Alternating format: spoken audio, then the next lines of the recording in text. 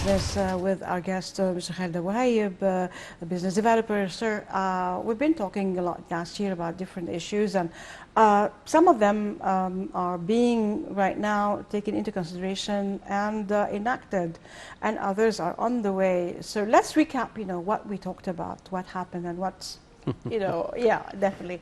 With the efforts to develop the economy, since right now it's stable, it's better than before, it's a strong economy, despite the threats of the COVID-19 or under the COVID-19. Well, the repercussions, all that, still it's holding on.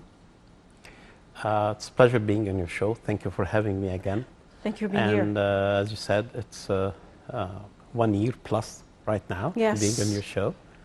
And we spoke about a lot, and there's a lot of issues which have been taken into consideration, and we can see it's start to happen.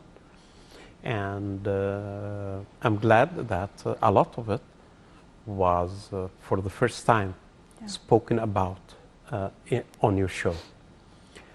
So if we'd like to recap from where we started. Yeah. We started, if you remember from the beginning, is what's Egypt? What's the definition of Egypt? Mm-hmm. And what is the area which is Egypt? If we go back to the old maps, as we said before, the king used to have the title, or the Khedive was the king of Egypt, Sudan, Kordofan, king of Darfur, Sayyid Bilad al-Nuba, ومنابع النيل. So all of this was under the Egyptian throne, and this was Egypt. Yeah.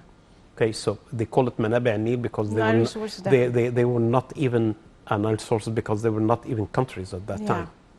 And let's not forget that less than 100 years, when Haider Pasha was 100 plus years in Upper Egypt, which in a place in Sudan, and he created Khartoum, so there was not even Khartoum. So all of this was Egypt, and all the trade of Africa used to come to Egypt through the routes, the ordinary routes, which was through camel traps and through a place called the Darb Arba'in, or the route of the 49th, which is start from a place called Paris and Douche, which is south El Kharga. It's 40 nights exactly to central of Africa.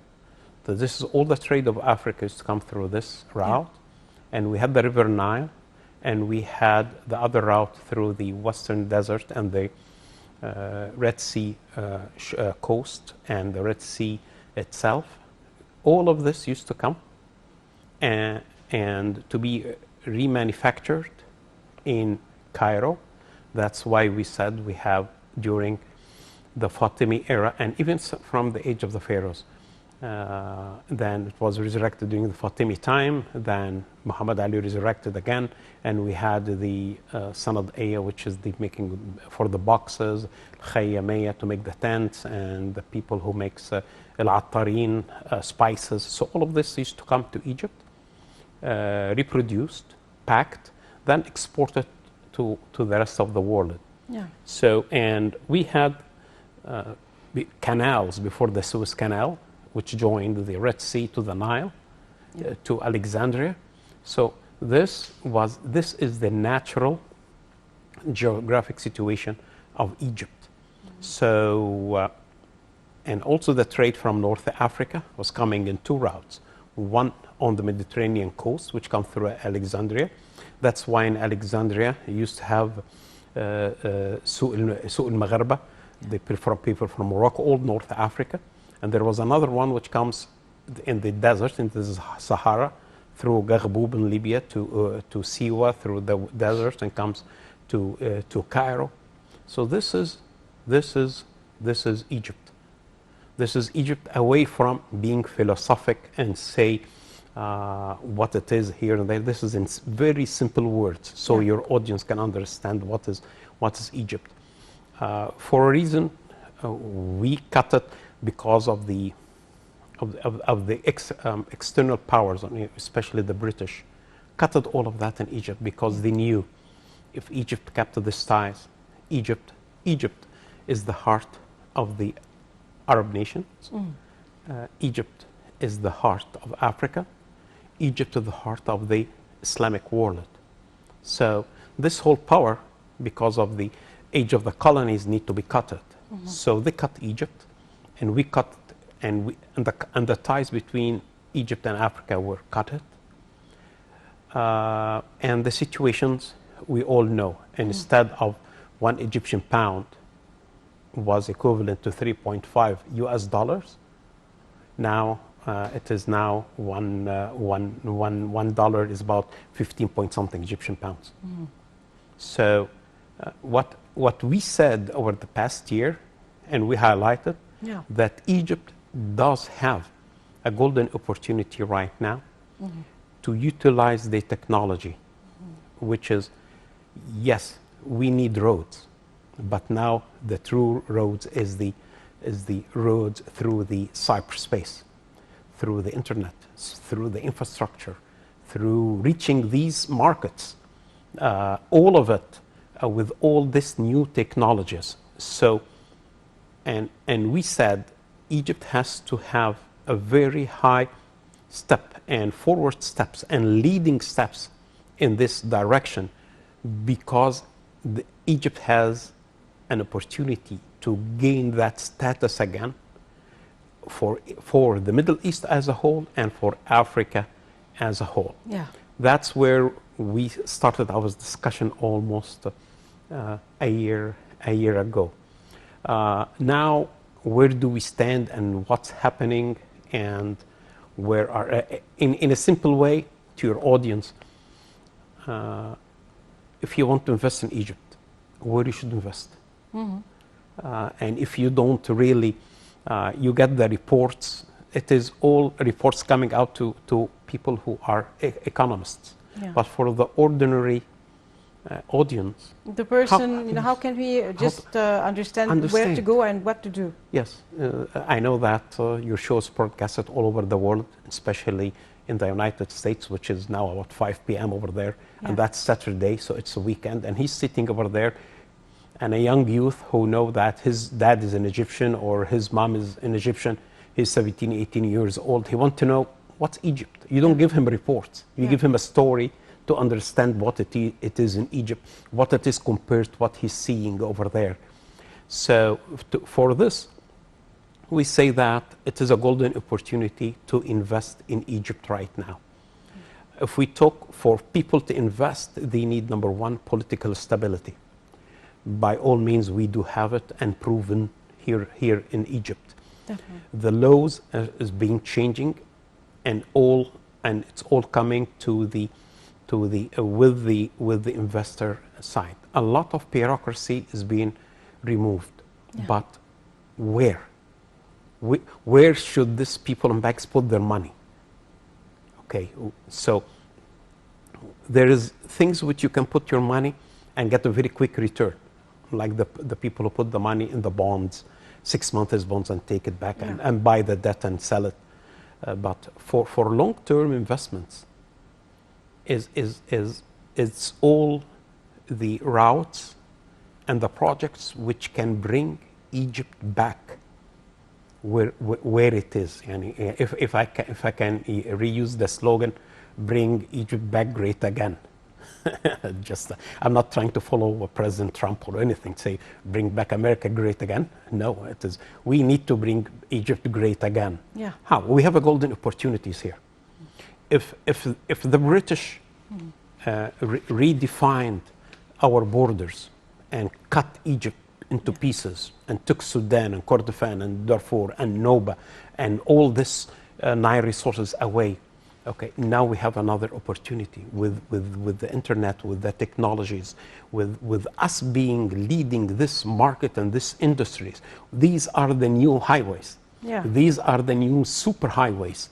These are the new markets. There is new markets right now. Reality, yes, people go and buy, but now we have Amazon, we have Souq, we have a lot of, they are in cyberspace. Yeah. So you can buy anywhere, from any place, anytime, all year round.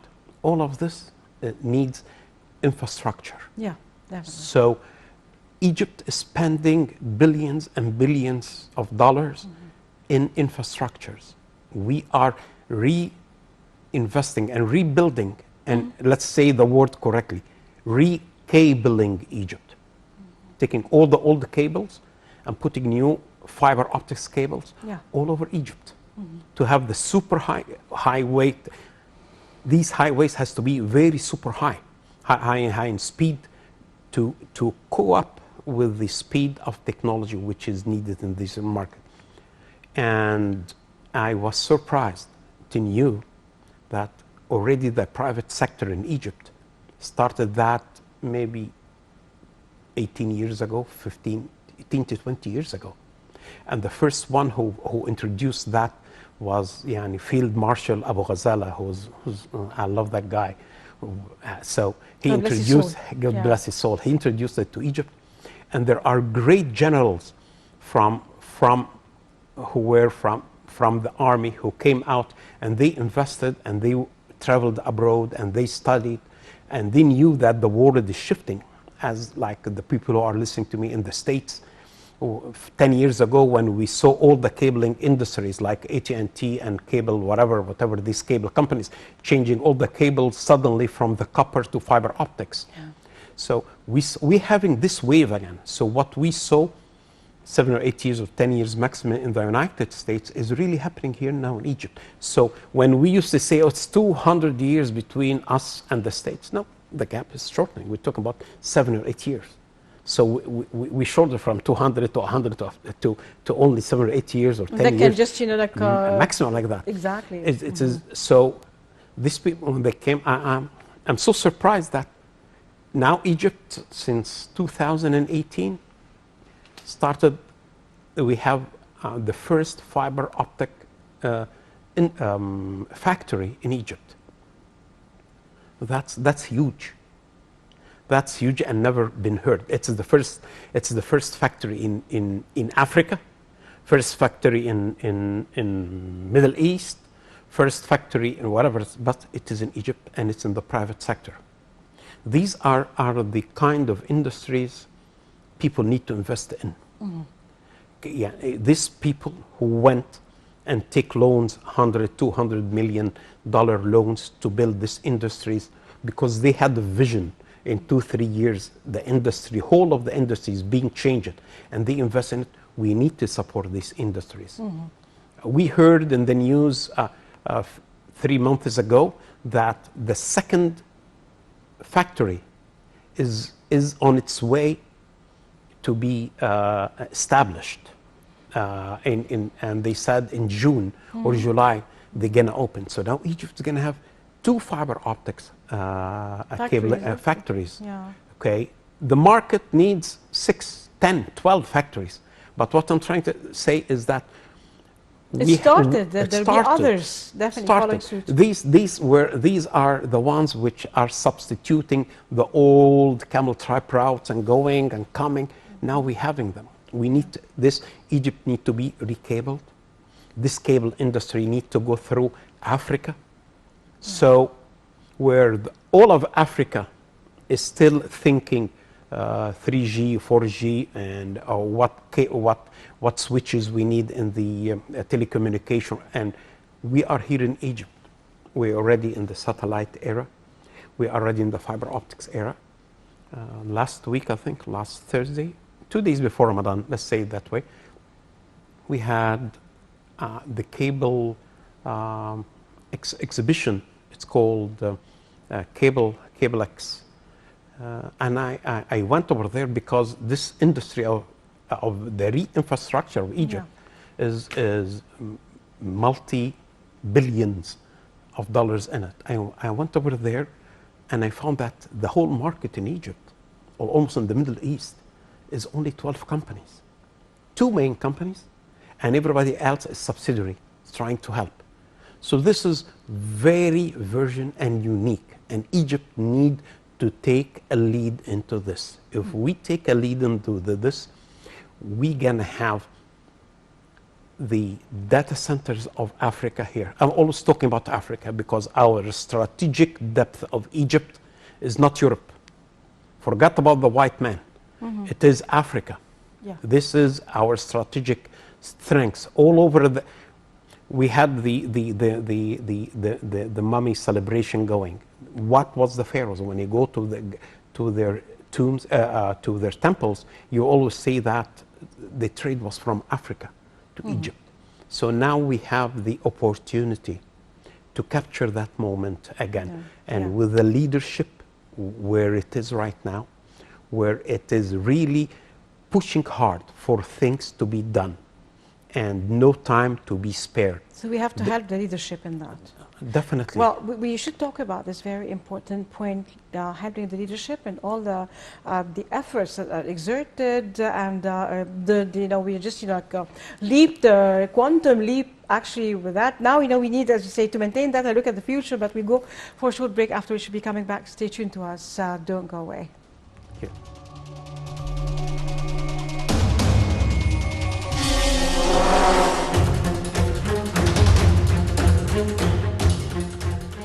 Minister of Finance Dr. Mohammed Maid confirmed that the Egyptian economy is still receiving praise from international institutions in light of the corona pandemic, with positive indicators it has achieved, which reflect its resilience in the face of internal and external crises as a result of the historic reforms adopted by President Abdel Fattah el-Sisi and supported by the Egyptian people.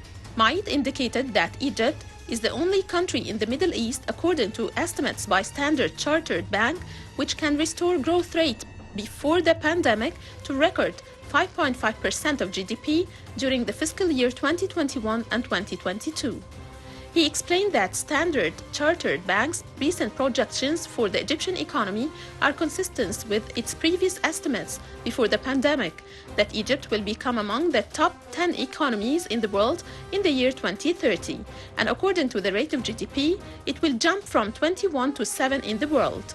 Noting that the International Monetary Fund raised its estimate of the growth rate during the current fiscal year from 2% to 2.8%, so that it would jump to 5.8% in the next fiscal year, and this is what the World Bank also expected in its latest report. Earlier, Moody's, the credit rating agency, granted Egypt a new certificate of confidence as the only country in Africa that maintains a positive growth path before and during the pandemic, while a research institution affiliated with Fitch Ratings for credit rating has expected a growth rate of 3% in the current fiscal year. The minister added that the elaborate implementation of the economic reform program provided the government with a financial space through which it was able to increase public investment and enhance spending on improving healthcare and educational services and projects to transform into Digital Egypt, whose importance has doubled in light of the pandemic with the required social distancing and electronic transactions in various fields.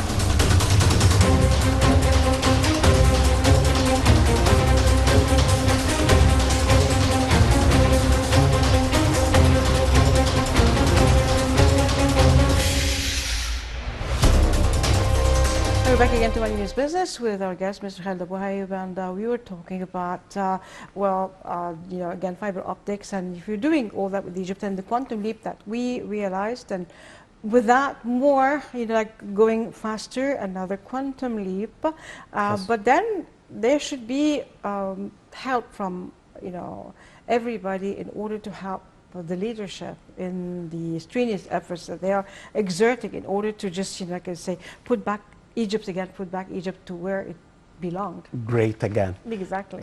That's you're absolutely correct.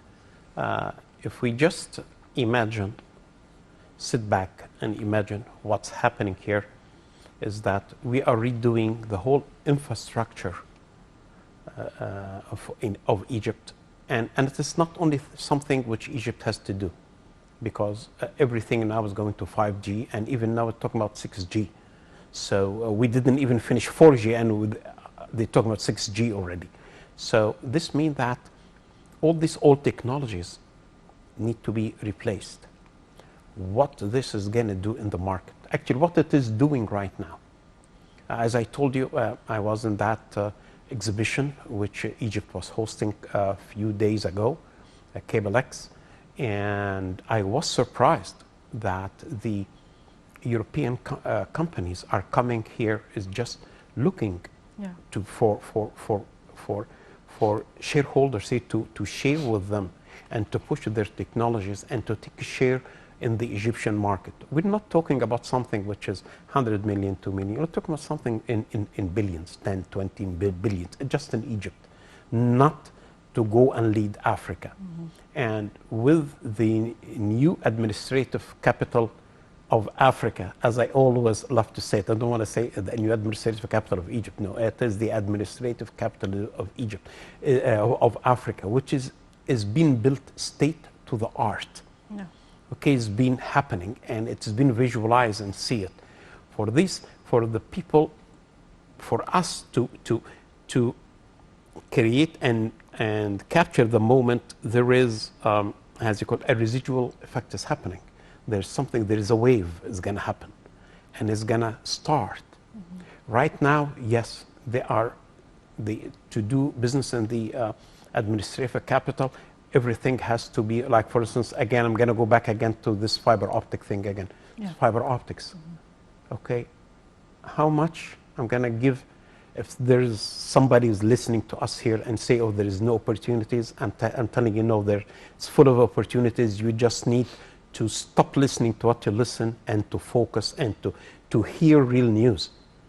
I was so surprised to know that there is a big shortage in Egypt, all over Egypt, for all the construction companies in Egypt.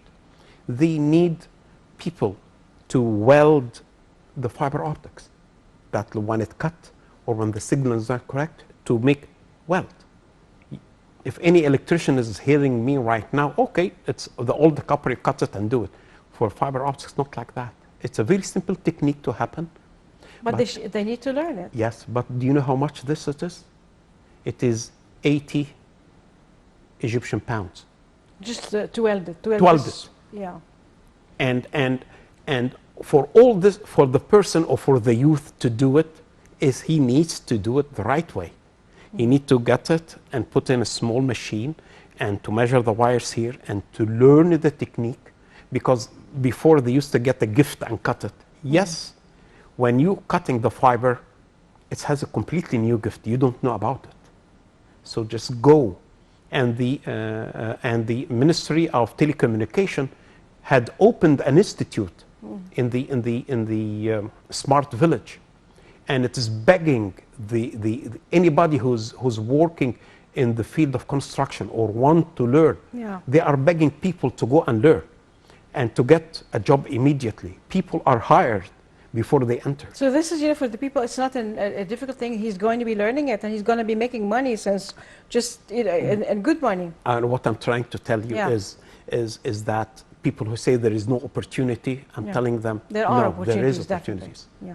And you need to stop listening to negative news. Yeah. You need to stop giving your opinion and you sitting in your couch or at home and be potato couch. Just get out and move. Unsolicited opinion and yes. then just opinion like that without any basic Don't sit on the coffee. knowledge. Get out. How many right now the price to weld this fiber optic cable in any place in the new capital with any construction company is 80 Egyptian pounds. How many pieces you can weld a day? 5, 10. You make your income a day. If you want to make 200 pounds, make 2, make 3. And you want to make more? Just work more on that. Yes. Definitely. And the telecommunication ministry and its institute in the Smart Village, they have a crash course right now for 10 days. And it's for about 8 hours every day, a very condensed course, because the demand is so huge and they need people to come in. Yeah. And you don't need to be an engineer.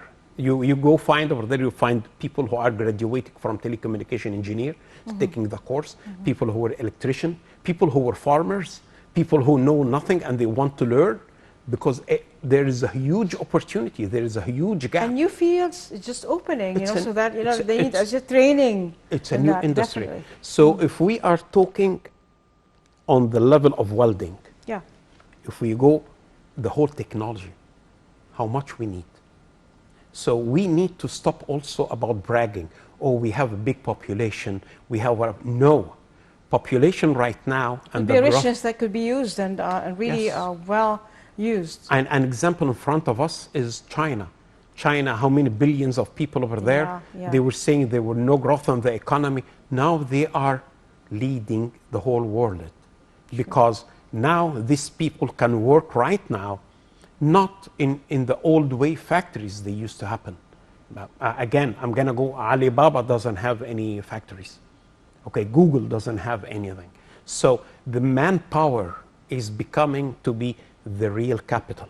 And the negative thing they were always saying, Egypt has a lot of population. Egypt, no, that's a blessing right now.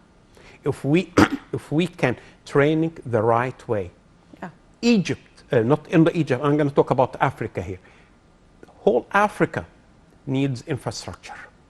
Whole Africa needs education. Yeah. Whole Africa needs health care. We have the manpower to be leading that. All of this with a great political leadership, yeah. which bringing back the ties with Africa where it used to be. This is where we can put these people. Yeah. I was sitting in the company of one of the presidents for West Africa, and he was complaining because he only have 2 gynecologists in the whole country. Now, what's that? This is from the president, his mouth, in this country. Mm-hmm. And we are having here doctors who we don't have job for them. Send them over there. It is Africa. It is a golden opportunity for Egypt to regain its standard again. And I'm not talking only about a single country in Africa. I'm talking about all Africa need to be developed, and we can take the lead again for all of that. This is only on the infrastructure in telecommunication. We're not talking here about the 5th generation into the telecommunication. We're not saying about the satellites, which is Egypt starts to have. We can really expand all over Africa and to grow and study and go and to grow steadily. We have 2 great opportunities to be developed. Libya, which we need to take our share in it, and also Iraq. But these 2 countries, they don't need the old manual labor. No, we need to make institute and to train our labor before they go out to take top dollar. Yeah. Top money over there and to secure them and to bring them back. We have 2 whole countries need to be built. Okay, so the whole thing is we need to, the people who are trying to follow what is coming from the political leadership here need to understand where do we stand and what really needed to be done, which all of this can come back to our economy.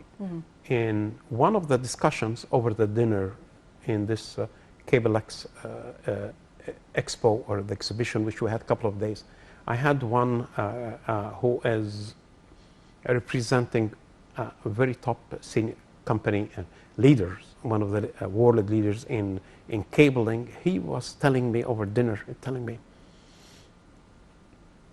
your GDP in Egypt is growing. And this saying it is coming one of the best economies in the world. Numbers saying that. And on the other hand, I don't know how you guys are doing it. I told him, because unfortunately you don't know Egypt. You don't know how strong Egypt is in reality. Because these great companies or these international companies, they only rely on economists who coming up with reports or reports which is coming. Oh, they have these things, the population is going up, they have going this. Okay. They should be in debt.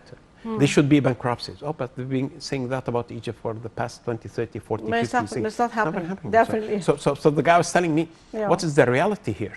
I told him, you guys don't know what is the real Egypt. So I start talking to him. This is Egypt, that what it is, that it is weight in the Arab countries, this is its weight in Africa. And I start talking to him about the gray economy which we have, which is almost 5 times the announced GDP of Egypt. And he said, we will never bankrupt. Definitely. The only thing is we need to know where it is and how to use it. So he was just shocked. He said, now it makes sense. You should know where to come and know where to invest, definitely. And you make a lot out, actually Egypt is a country that gives a lot, Yes, with all of this population, and if they listen carefully to what the president is signaling to. Yeah. Number one, he signaled for universities. Egypt needs 126 universities. Yeah. That's a no-brainer. Invest in it. Number two, healthcare. Yeah. It is no-brainer. Go in it. There is also intact industries. Definitely. Which in Egypt need to be taken care of. We spoke about it here also in your show, which was one of them, which was the health tourism. Yeah. And that's a whole industry by itself. Well, we'd like to talk about that too. It's very important, but we go to a short break. After we should be coming back. Stay tuned to us. Don't go away.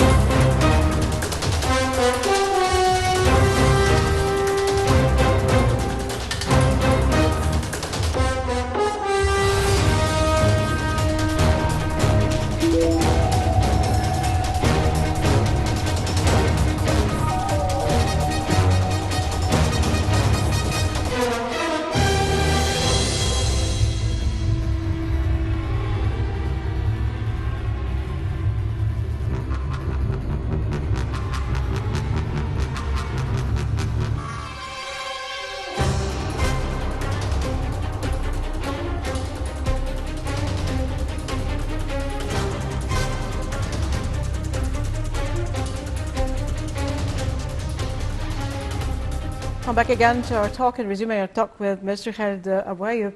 Well, humongous opportunities that Egypt offers to those who know where to invest, actually. And we said about, well, the education of the universities and, of course, health and all that. You put money, you're just in Egypt, you're going to get a lot.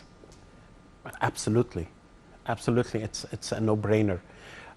And if you remember, or if we remember correctly, in February and in March of last year, 2020, the report of Bloomberg was saying that no one wants to buy the Egyptian bonds.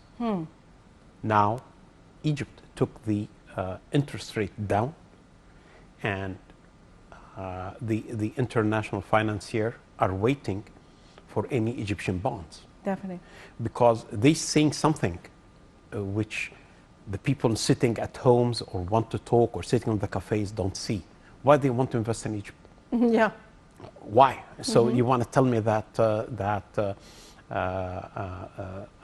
Stanley Morgan's or Citibank or whatever these big institutes coming from all over the world, GP Morgan, all of this want to invest in Egypt, and you sitting a potato couch somewhere and saying, "Oh, Egypt's not good. I want to do this." What is this? There's something definitely you you don't see.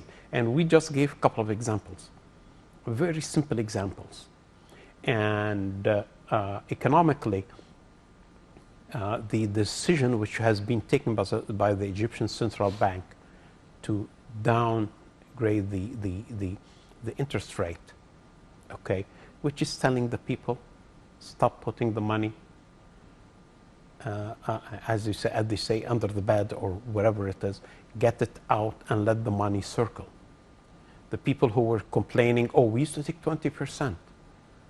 Egypt was giving 20% on the bonds, which has been unheard of all over the world, where it is in the United States 0.001 or 0.01 or point whatever it is. Egypt was giving 20%. It went down to 15%. Now it is 8.7 or something like that. So the people who were used to put their money in the bank and sit, now, no, you need to get this money, get it out and invest it. Definitely. We have 2 minutes to go, so Okay. Yeah, so just look at the crystal ball. We look at it, and say the future. The most important thing we're talking about, it's a whole industry which we need to focus on, and which is the health tourism. Yeah. And again, in your show, I would like to break news that we are founding right now the first initiative, which is gonna support the administrative to help execute this industry and to put it up and running. We are a few businessmen and people from the industry who are coming together to do this initiative to help boost and create this industry. When we're talking about health tourism, we are not talking about tourism, and we are not talking about health. We're not talking about doctors, and we are not talking about tourist guides. No, we're talking about completely different. We are talking about a chef who can do at the standard of the quality of a 5-star restaurant to a person who is diabetic or a person who's coming to Egypt to be treated and enjoy the time here. We have over 1,300 spots in Egypt, which has been identified as places for health tourism. President Sisi pushed hard 3 or 4 years ago to execute the new law for the health tourism, and we hope that, I know that it's already been finished, I know it has been sitting, and we hope that the current parliament approve it and get it out, so we can everybody start work in this industry. We are taking leadership into that part, so we will try to educate the doctors what is tourism and health. Definitely. And we are gonna train the people who are in the tourism industry how to deal and react with the patient or the person who want to enjoy his time and to come to be to be in these places. It's a whole new industry. Definitely. It's a whole new dimension, and I'm so happy to say that on your show, and wish us good luck. Well, good luck, of course, definitely. We wish you good luck, and we know that this is, since we talked about it, it's going to be rolling. Going to be rolling, yeah, definitely. And it's going to go the right way. You're going to be here about it all over the place. Definitely, definitely. Well, thank you very much, Mr. Khaled Bouhaid, for being with us. It's a pleasure having you always, and with great news, and of course, looking in the crystal ball, and you tell us Egypt is going to be unscathed. That was a year ago, of this. Like, even though the pandemic is affecting everybody, and it's true. Your expectations, and you are just, of course, knowledgeable, like your knowledge, about that, and it's really enriching us. Thank you very much for being here. You're more than welcome, and it's been a pleasure having you here. Thank you. It's a pleasure, and wishing everybody a holy, blessed Ramadan, and see you again next week, as we always end up. God bless Egypt, God bless Egyptians, God bless our president, God bless our army, our white army, our police, and as we quote from the Holy Quran, enter Egypt, God willing, safe, ادخلوا مصر إن شاء الله آمنين, and from the Holy Bible, Mubarak Shabi Misr, blessed be Egypt, my people. I'm Nermin Nazim signing off. We'll see you again next week. Goodbye for now.